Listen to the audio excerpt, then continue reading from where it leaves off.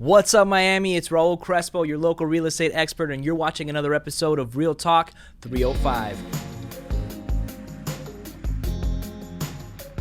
Today, we're going to talk about how to get offers accepted in this super hot market as a buyer.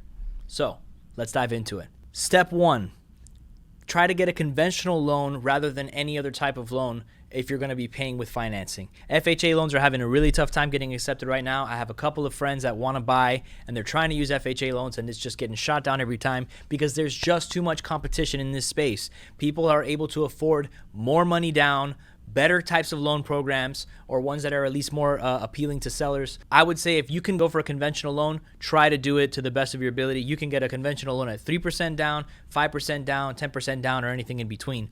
So it doesn't have to be 20%, but if you can get a conventional loan program, it would be much, much better for you. Step number 2, try your best to get as creative and appealing with the contract terms as possible. There are other things to a real estate contract other than the price that you offer. As I said in the first step, it's kind of one of the terms. The type of loan program that you use is going to make a difference. The seller's agent is going to look at that and say, okay, this is going to be more or less likely to close based on the loan program. So that's one.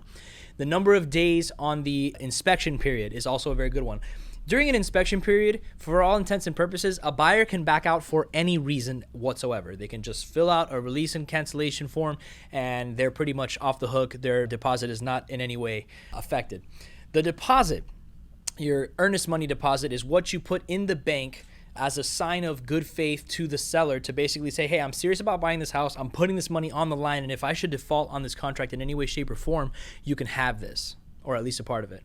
So that's another way to do it. Obviously, the less you can put down, the better. But this is a time where we need to kind of be making some more sacrifices as buyers. And number 3, you can give some creative concessions to sellers, such as we just accepted an offer on a listing that I had up in North Miami that was on the market for 48 hours, had 60 showings in the first 2 days, and had 10 offers at or above asking price in the first 3 days. So what made us pick the offer that we did was that the buyers offered, get this is the first time I've ever seen this on a contract since I've been a realtor.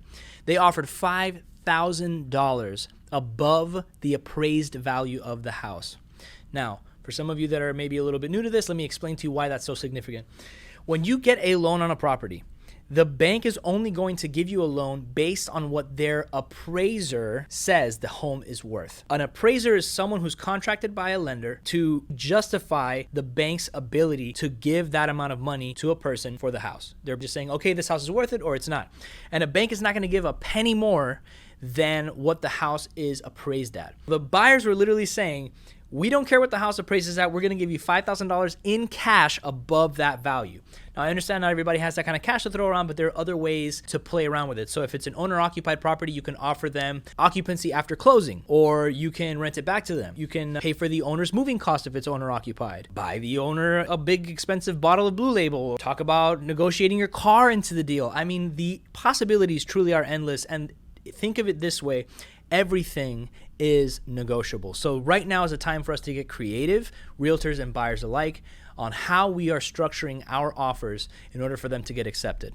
So think long and hard about that and think outside the box. All right, so that's been 3 of my top tips for how to get your offer accepted in this super duper hot seller's market in the $500,000 and below price range. So if you have any questions at all, or if you're interested in buying in this price point or any other price point for that matter, give me a call. My number is 786-360-9413. You can also visit me online at bestmiami.homes. Again, that's bestmiami.homes. I'm Raul Crespo. Thanks for tuning in to another episode of Real Talk 305.